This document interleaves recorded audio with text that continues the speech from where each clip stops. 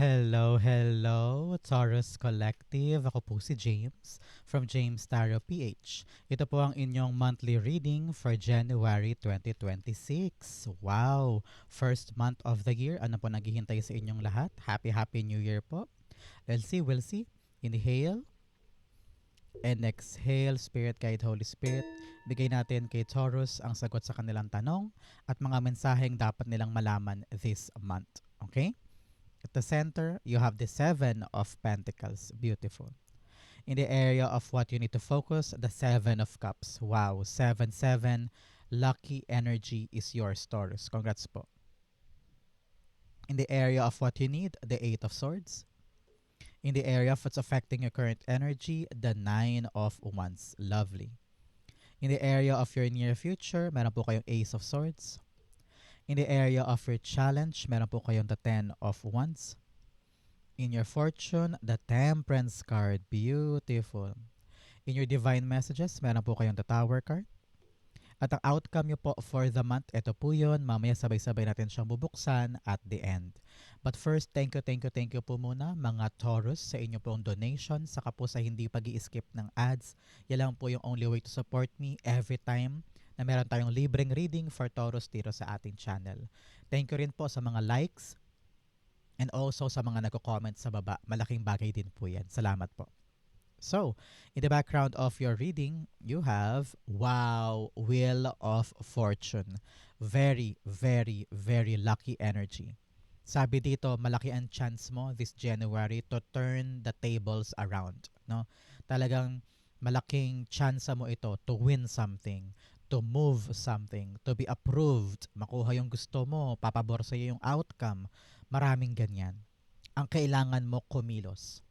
Siyempre, kailangan mo rin ipakita kay universe na ready ka to take action and ready ka to make an effort for something na ibibigay niya. Okay? Kailangan mo i-match yung alignment when it comes to your wishes, when it comes to the lucky energy. Okay?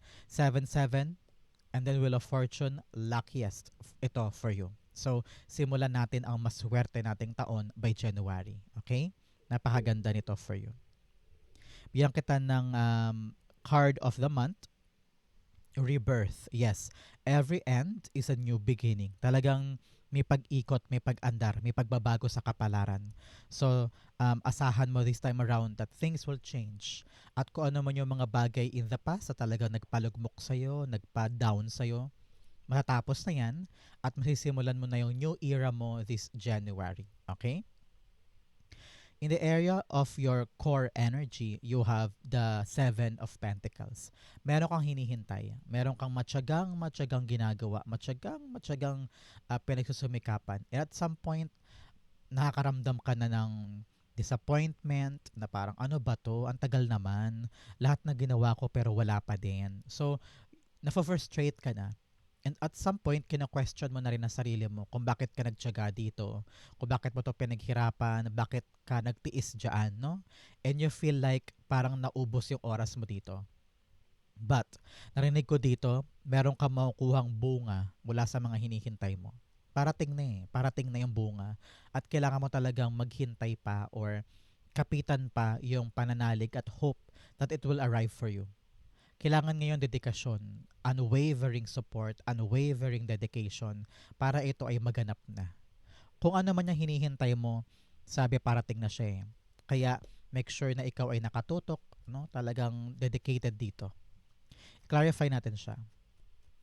So Taurus, pwede mo ring panoorin ang iyong 2026 forecast after watching this video. Nasa channel ko po ang inyong Taurus 2026 forecast, okay? Para makita mo rin yan.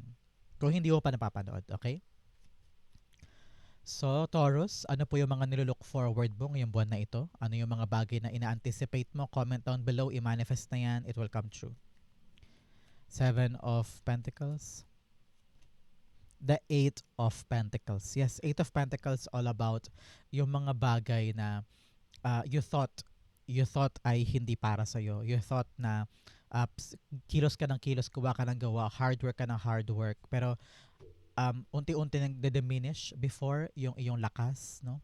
Kasi nga parang ano ba yan? Walang development, walang nangyayari. Pero sinasabi dito, ayan no, from 7 to 8, Eight of Pentacles, ibig sabihin talagang may reward, may outcome, may naghihintay na magandang um, um, may magandang kahihinatnan, kumbaga. So, halimbawa, pumipila ka for a certain job, pabalik-balik ka na for 3 interviews, nagkaroon ka na rin ng 4 trainings, for example, at umaasa ka na mareregular ka na, halimbawa, yung tagal mo naghintay, asang-asa ka, boom! Biglang dumating. Kumbaga, na-evaluate, no? In-evaluate yung effort mo at nakita na talagang possible. Ikaw ang best person for this job. Parang ganun. So, kung ano man yung hinihintay, it will arrive at the right time. Kailangan lang talaga tayo ay matyaga, masipag, ilaan natin yung ating expertise, ang ating mga experiences para ito ay magbunga ng maayos at makuha natin. Okay? Kasi paparating na, yan ang kapitan mo, paparating na siya. In the area of what you need to focus, meron po kayong the 7 of Cups. Mag-focus ka daw sa mga choices mo. Maaring nalilimitahan ka ngayon, no? Parang sinasabi na yung spirit guides, marami pang iba dyan, marami ka pang pwedeng gawin, marami pang paraan, ganyan. In order for this to arrive, in order for this na matapos na o maganap na. And masyado mo lang daw kinukulong ang sarili mo sa confusion. Nalilito ka na eh. Hindi mo na alam kung anong dapat piliin eh. Hindi mo na alam kung anong dapat gawin eh. Kaya parang sabi mo, paano ba to? Paano ba to? What is the next right move? And you can't seem to find out kung ano yon. So ngayon, sabi ng yung spirit guides, alamin mo sa intuition mo, sa puso mo. Alam mo yan eh. Mararamdaman mo yan eh. Na kung option A ba pipiliin ko, or option B, or option C, alin dito yung parang maluwag sa damdamin na kunin. Sabi, narinig kong quote kanina sa Facebook na if it's God's will or God's way, peaceful, magaan yung gagawin. Parang ganyan. So, find that in your heart. The right way na magaan sa pakiramdam, walang duda, walang takot, walang inhibitions, yun ang kunin mo. Okay? The 7 of Cups is being clarified by. So how are you, Taurus? Ano po ang inyong mga balak gawin ngayong unang buwan ng taon? Ano yung mga anticipations mo at nilolook forward mo? Comment down below. 7 of Cups. 7 of Swords. Wow, 777 talaga dito. Lucky, lucky, lucky energy. Yes, this time around, huwag ka nang umiwas ha sa mga bagay na nagpapagulo sa'yo. Harapin na yan. Kailangan talagang upuan at confront mo na yung mga issue. Confront mo na yung kalituhan mo na yan para once and for all makalarga ka na. Meron ka maiisip na bagong strategy. Mga bagong paraan kung paano to gagana, paano to masosolusyonan. Darating ka sa point na yan. Kaya ngayon, sabi ng yung spirit guides, you need to be confident enough, Taurus. Be confident in your plan, be confident in your idea, para ito yung malutas mo. Okay? In the area of what you need, meron po kayong the 8 of Swords. Nako, nag-self-sabotage ka na naman. May mga bagay na iniisip mo agad yung negativity bago ka man magsimula. Sometimes, wala naman nagsasabi sa iyo na nega. Ikaw, sinasabihan mo ang sarili mo ng nega. So, bakit? Diba? So, always believe in yourself na makakahanap ka ng kalutasan sa mga problema na ito. Hindi ka stuck eh. Hindi ka stuck. Hindi ka stagnant. It's just that nalilito ka lang. Gulong-gulo lang isip mo. Kaya nakita ko dito, maaaring pwede kang lumabas muna, mag-park, magbakasyon, o kaya sa kwarto, kahit makinig ka lang ng music sa tenga mo, para lumiwanag lang ang utak. Kasi pag maliwanag ang utak, lalaya ka na na parang, okay na, may solusyon na ako. May paraan pa pala. So you will discover your options. You will discover your best solutions kapag hindi mo kinulungan sarili mo dito. Nag-overthink ka kasi inuunahan mo, no? Inuunahan mo yung mangyayari, kaya pati yung pangit na maaring mangyari, nasa isip mo na agad. So make sure na buksan mo lang isip mo, kumilos ka lang, ride the tide, daanan mo ang ilog, you will enjoy the process. Okay? Hindi kailangan lagi parang end of the world ang nararamdaman mo. No. Things has solutions at yun ang mahahanap mo this time. Okay? 8 of Swords being clarified by. Yun, tumilapon. The Justice card. Yes. Sabi dito, kumalkal ka lang ng mga impormasyon. Kaya siguro ikaw ay parang limitado at hindi ka makagalaw. It's because limitado lang din ang nalalaman mo. Halimbawa, balak mo magtayo ng sarili mong tindahan, eh hindi ka marunong sa ganto, hindi ka marunong sa ganyan, hindi ka marunong nun. Kaya parang hindi ka makakilos kasi marami ka pang kailangan malaman. With a justice card, sabi nga dito, you need to know the truth. Kalkalin mo, mag-research ka, ibase mo sa iyong realidad yung mga hakbang mo para makakuha ka ng permanente at solid na aksyon. Okay? Makakalaya ka with knowledge. Knowledge is power, sabi nga nila, and that is true. Okay? So, kung feeling mo tied down ka at wala ka na magawa, aralin mo yung sitwasyon para makita mo rin kung ano yung possible outcome, possible choices na pwede mong kunin. Okay?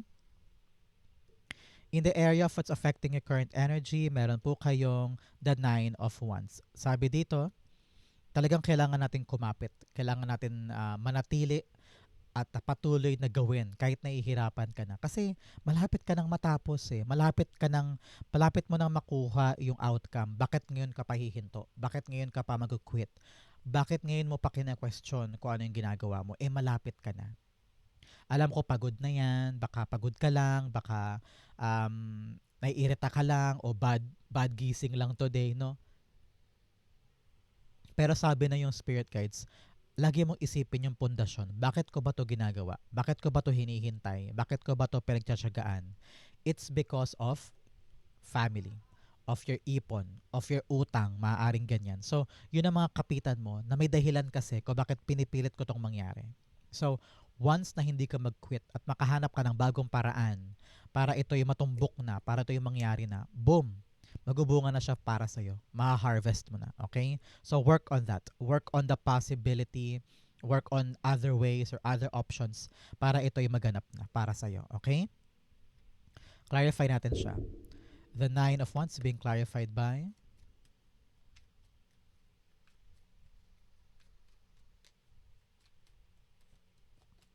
the Eight of Wands. Yes, focus lang daw. Dire-diretso. Huwag gihinto, huwag papadala sa negatibo sa paligid. Eyes on the prize, eyes on the target. Kumbaga target locked. Kung ito yung malaking board ng dart, kailangan talaga tinutumbok mo yung bullseye, no?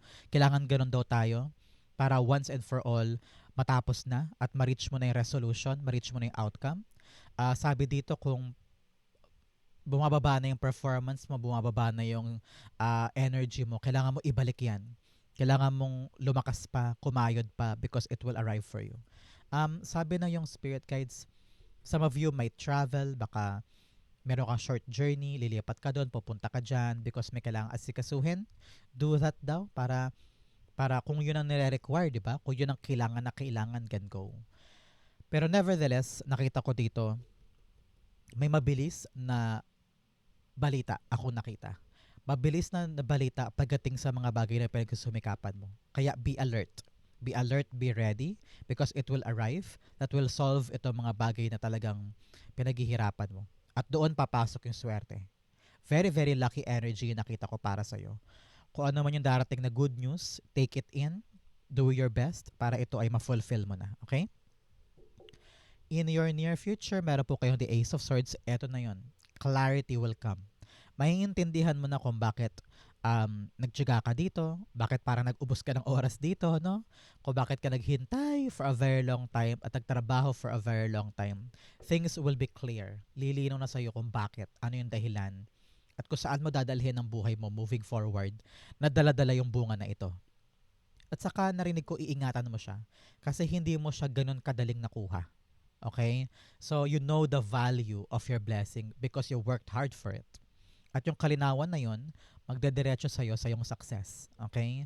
Nakita ko rito a breakthrough. This is a breakthrough card. Malalagpasan mo din yung mahirap, patungo ka na sa brand new life, brand new beginning, kung saan mas magaan ito kumpara sa pinagdaanan mo. Okay? Clarify natin siya.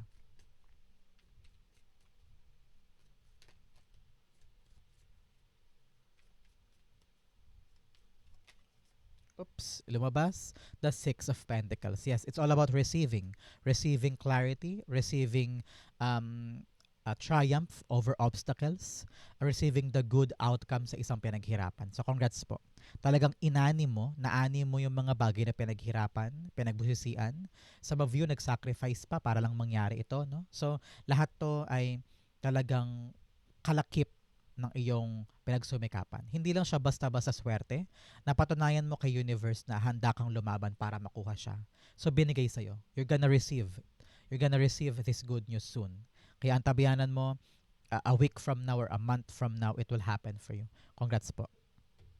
In your challenge, meron po kayong soul mirrors and the unknown. Sabi dito, kailangan daw, kung ano yung gusto mong makuha sa iba, kailangan ready ka rin ibigay doon. Kung ano yung mga bagay na gusto mong itrato kanila, make sure na ini-impose mo yun daw yun. You are the soul mirror. Kailangan nire-reflect mo yung mga bagay na gusto mong makuha. And para mangyari yun, kailangan kilalanin mo muna ang sarili mo. Because meron ka mga bagay na hindi naiintindihan, hindi mo fully grasp yung thought, or very, very unclear, napakalabo. Sabi na yung spirit guides, daanan mo lang kahit nalalabuan ka. Ang importante, you know in your heart na gusto mo to. Kasi yun lang, malaking power na yun para maitulay siya. Okay? And make sure na kung ano yung pinapakita mo sa ibang tao, yun din ang bumabalik. Halimbawa, pero kang pinsan, pahiram ka ng pahiram sa kanya ng pera, pero in return, pag ikaw naman nangailangan, wala siyang mabigay. So, put your energy, put your power on something or someone na alam mong ibibigay din sa'yo yung binibigay mo. Okay? Importante yan. In your challenge, meron po kayong the 10 of Wands. Si Ten of Wands, sinasabi na yung spirit guides na baka bumitaw ka sa mga bagay-bagay kasi nahihirapan ka na. No? Kitang-kita ko dito na baka bitawan mo, baka iwanan mo, baka bigla ka mag-walk out because sobra na yung burden sa back mo. Kaya importante ngayon, Taurus, na ibaba mo na yung ibang burden or responsibility na hindi mo na kayang akuin pa.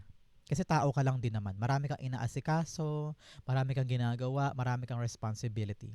And if one responsibility is not for yours to be taking, bigay mo na sa iba, pabayaan mo na. And asikasuhin mo lang yung sa'yo para makaandar ka na patungo sa finish line. Nakita ko rito, marami ka kasing inaasikaso, marami kang tinatanggap yan, marami kang ina-accept ng mga bagay-bagay. Sabi mo, ako na yan, ako na yan, ako na yan. To the point na ikaw hindi umaandar. So make sure na you know kung ano yung mga bagay na worth it na pagsumikapan at ano yung mga bagay na pwede ko nang i-let go. Okay? Clarify natin siya. Temperance cards being clarified by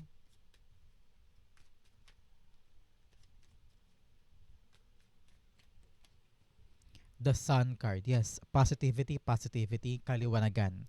Kailangan mo daw maliwanagan tungkol sa mga bagay na pinapasan mo at para nagiging dahilan ng pagsuko mo o pagbagal ng andar mo. Kapag naliwanagan ka na tungkol sa mga yes and no, madali na sa'yo ang umaksyon. Okay? You're gonna realize na, ay, ba't ko ba inaako yung responsibility sa finances ng aking pinsan? Dapat tumayo siya sa sarili niyang paa. Yan, naliwanagan ka na.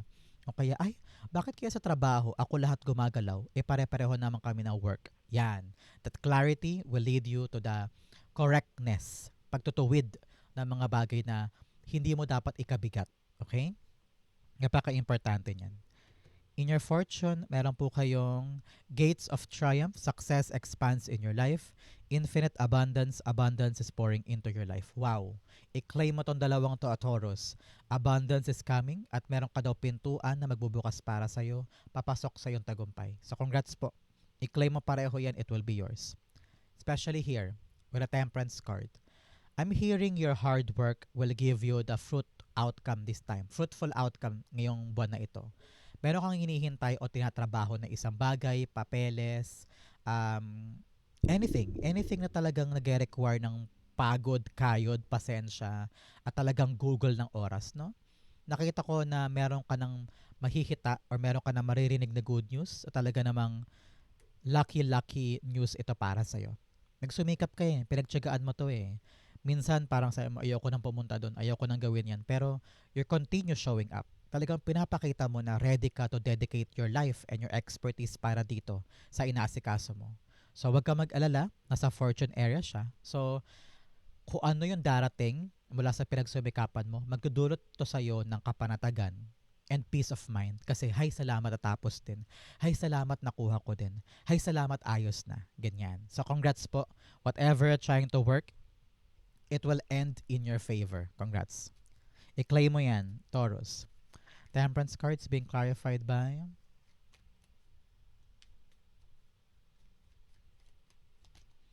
The Two of Swords. Wow. Sabi dito ng yung spirit guides, ito na yung divine timing. Ito na yung right chance and right way to make a decision and work on it because it will really lead you to your favorable outcome. No? Ito mga nakaraang linggo, nakaraang buwan, hirap na hirap ka mag-decide sa isang bagay. Sabi mo, ito ba o yan? Teka, hindi ko na alam gagawin ko. Pero ngayon, darating yung divine timing for you na makakaisip ka na ng desisyon na workable para sa'yo at talagang sigurado ka, bukal sa puso yung pagpili sa option na ito. Kaya continue doing the hard work, continue putting the effort para kapag nakapag-decide ka na, ay magkakaroon ka ng matamis na bunga dito. Okay? Sabi na yung spirit guides, time na to to create, time na to to um, parang minomolde mo na yung kinabukasan mo. Kaya kailangan active ka. Kailangan alam mo yung gusto mo sa ayaw mo at alam mo yung papanindigan mo para ito yung magtuloy-tuloy. Okay? So congrats po, Taurus. I-claim mo to. It will be yours. In your divine messages, communication is key. Show the world the real you. Ipakita mo daw kung sino ka. Doon daw manganganak yung kahusayan mo sa pakikipag-usap. 'Di ba yung mga host, sa mga events, sa mga TV show, 'di ba parang ang galing-galing nila makipag-usap, ang galing-galing nila magsalita. It's because pinapakita nila yung authentic self nila. Kilalang kilala nila yung self nila, kaya hindi sila mahihiyang humarap sa iba. So if you could just accept who you are, bala mo yan para maging maganda yung communication skills mo. Okay? So, makipag-usap ka, kaibigan ka, makipaghuntahan ka, no? Agreement, negotiation, so that you will get what you truly deserve. So, magisimula yan sa pakiramdam mo na ako to, ito ang totoong ako, ipapakita ko lang yung galing ko, hindi ko kailangan matakot o mangamba or umatras. Okay? In your divine messages, meron po kayong the Tower card. Tower card's all about changes, no? Hindi mo to kayang pigilan, hindi mo to kayang puwersahin. Change is inevitable. Kung kailangan magbago ang isang routine sa trabaho, lilipat ka na sa may bintana, o kaya biglang nagbago yung schedule ng training mo, napunta na sa 7 p.m., no? May mga changes ka na hindi mo aasahan. Pero ang kailangan mo lang gawin. Andaran mo lang. Um, just go with the flow. And kapag nag-settle na yan, may realize mo na, ay, kaya ko naman pala to. Hindi pala ganoon kasama. Hindi pala ganoon kapangit. I can maneuver things or I can work on it. Parang ganyan. Okay? Saka parang kine-cleanse eh. Narinig ko nag-ano ka ba? Cleansing juice ka ba? Pero there's cleansing coming in. At talaga nililinis ni God yung buhay mo para manatili yung mga bagay na karapat dapat at makapasok na talaga yung mga bagong blessing na deserve mo makuha. Okay? Kaya kung may mga changes sa trabaho, changes sa career, may mga changes sa family life, just accept it. Because nasa pabor naman sa'yo yung kapalaran eh. Okay? Tower card. The World card. Yes. World card's all about closing something na talagang hindi na nag-work for you. So parang hinahayaan talaga ni God na magsara na yun sa'yo, matapos na, para meron ka ng new chapter sa buhay mo. Kaya wag mo nang panghinayangan pa yung mga bagay na nadudurog, nawawala, kapos, o kaya mga bagay na hindi na natili sa'yo. Accept it full-heartedly so that you will have the energy na sa pagpasok mo sa new portal ng life mo. Kumbaga halimbawa, itong negosyong to, halimbawa meron kang main job sa opisina and then meron kang negosyo sideline, maliit lang yung kita pero inaalagaan mo. And then na-realize mo talagang loging-logi ka na pero kinakapitan mo pa rin. Parang hinahayaan na ni God na mag-end yun eh, yung sideline na yun eh, kasi hindi na working para sa'yo. So let it end, let it stop so that pag na-close na yan, may papasok sa yung bagong pagkakataon, maaaring new job or new sideline na much better doon sa past na magdudulot sa'yo ng level up sa yung buhay. Parang ganon, no? Ganon yung example. So, accept everything para magkaroon ka na ng new beginning. Okay? Outcome mo yan, but first, bigyan muna kita ng fortune cards. You have broken ring, parting of the ways in either romance or business. Meron daw mga paghihiwalay ng mga taong hindi nakakaunawaan o parang hindi na kayo jive, no? So, normal lang yan. At least you're gonna able to let go and move on. You have bird flying. News is on the way. Wow. May balita ka talagang maririnig dahil sa mga hinihintay mo na ito. Congrats po. You also have Dog barking, advice from a friend. Makinig ka daw sa payo ng isang kaibigan. Makakatulong daw sa'yo yan para lumiwanag ang isip mo at hindi ka na mabigatan. You also have ink pot, problems to be resolved. Meron ka daw mga problemang dapat masolve. Upuan na yan, pag-usapan na, gather information para hindi ka na stuck dyan sa issue na yan, makalarga ka na. Okay? Ang outcome ni Taurus for January 2026, wow, 8 of Cups. Talagang paglarga, pag-abante, iiwanan mo na yung mga bagay na ilusyon, mga bagay na hindi nag-work for you, kasi nga pagod ka na. So, pag-arrive ng bunga na talagang alam mong kakapitan mo, sabi mo, kapag ito lumabas, pag ito nagbunga, alam ko na yung pupuntahan ko or next big step ko. And itong bunga na ito, I don't know why, narinig ko, itong bunga na i-anticipate mo, ito yung kalakasan mo o magagamit mo, bala mo para makaalis ka na. I don't know why. Meron kang hinihintay na kumpirmasyon eh. Sabi mo, pag dumating to, lalarga na ako. May chance na ako for my wish fulfillment, for my contentment and happiness. Kasi ito na lang eh, hinihintay mo na lang siya eh. Siya na lang yung nag-iisang bagay na alam mong will change the course of your life. Kaya sinisipagan mo ngayon. Naghihintay ka lang din ng lakas ng loob para umalis sa isang bagay o sa isang lugar. Sabi mo, ito ang gagamitin mo excuse kung bakit ka aalis doon. Kasi may nagbunga in your part. So congrats po. Lalaya ka na from something na hindi ka na masaya, from something na hindi na fulfilling.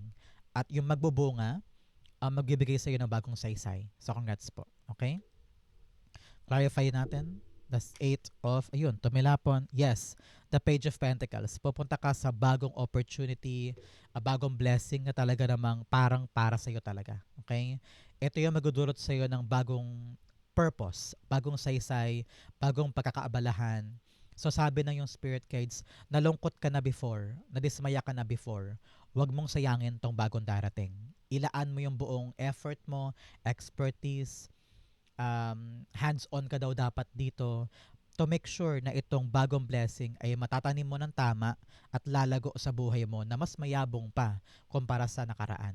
Okay? So, grab the opportunity while it's there. Huwag mong panghinayangan na iwanan yung mga bagay na wala nang magandang naiidulot sa'yo. This is a month of transformation, transition from one place to the other, one energy to the other. May paggalaw ka, pag-abante dahil sa bunga na ito. So congrats po, Taurus. Ito na talaga yung shift na hinihintay mo for yourself. Congrats, congrats, congrats. Thank you, Holy Spirit, Spirit Guides, for the clarity and messages na ibinigay mo for Taurus. Saan po kayo nakaresonate? Comment down below na I'll be reading yung messages. Thank you again for watching hanggang dulo, Taurus. I love you. Happy, Happy New Year po. This has been James for James Taro PH. God bless everybody.